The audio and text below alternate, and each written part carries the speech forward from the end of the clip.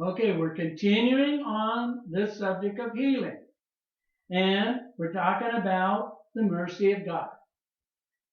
In the Bible, it continues to say, Son of David, have mercy on me. Well, we know that in heaven is the mercy seat, right? In the Israelis, when they carried around that Ark of the Covenant and everything, on top of that was the mercy seat. And so that was a representation of what we have. What they have was just an example of the real that we have today. Now, here in Matthew 21 and verse 30, again, we find some blind men. It said, and behold, two blind men sitting by the way, when they heard that Jesus passed by, cried out, saying, Have mercy on us, O Lord, thou Son of David. Now, you would think, again, that just crying out and asking the Lord to have mercy on them, that would be enough, right? Verse 31, and the multitude rebuked them. Well, people around, they don't always understand what's going on. And so sometimes they will say things that are kind of out of order. You can't listen to that. You have to listen to what the Lord says. Today, we listen basically to what the Lord says in the Word. We look at these scriptures and we see how He responded in the Word. So, it said, when the multitude rebuked them, it said, because they should hold their peace, notice what they did. But they cried the more, saying, Have mercy on us, O Lord, thou Son of David. And so they were not moved, like that woman earlier, and they were not moved. They were not moved by what happened here. See? They just went a little bit louder, and they were going after what they needed, because they were asking the Lord to have mercy on them. In verse 32, it said, And Jesus stood still. Oh, that's interesting. They got Jesus to stop and listen to what they had to say.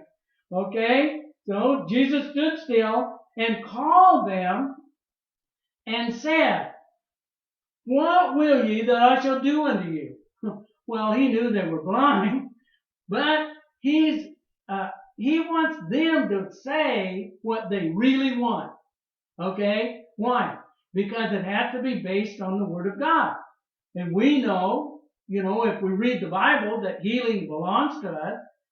Jesus paid the price. By His stripes, it says, ye were healed. 1 Peter 2:24. Okay? And that's based on what Isaiah prophesied and what Jesus did in Matthew chapter 8, verse 16 and 17. So, we know that healing belongs to us.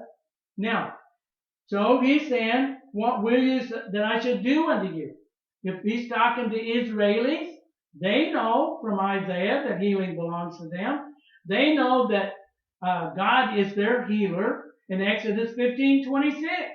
They know that the children of Israel came out of Egypt. With silver and gold, there was not one feeble person among their tribe. They know in Psalms 103 and verse 3 that where David said, God forgiveth all of our iniquities and healeth all of our diseases. They know all of that. See? So He's saying, What will you that I should do unto you? In verse 33, they say unto Him, Lord, that our eyes may be opened. That's simple, isn't it?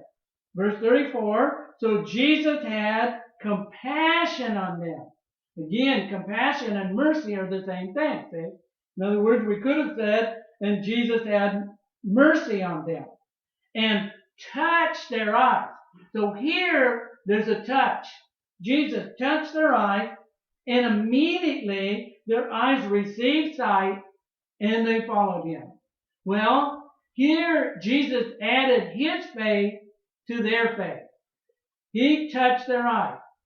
Also, we need to know that the Bible says, if we lay hands on the sick, in Mark 16, it said, if we lay hands on the sick, they shall recover. So when Jesus touched their eyes, again, He's added His faith to their faith, and what happened? Their eyes were open. Amen.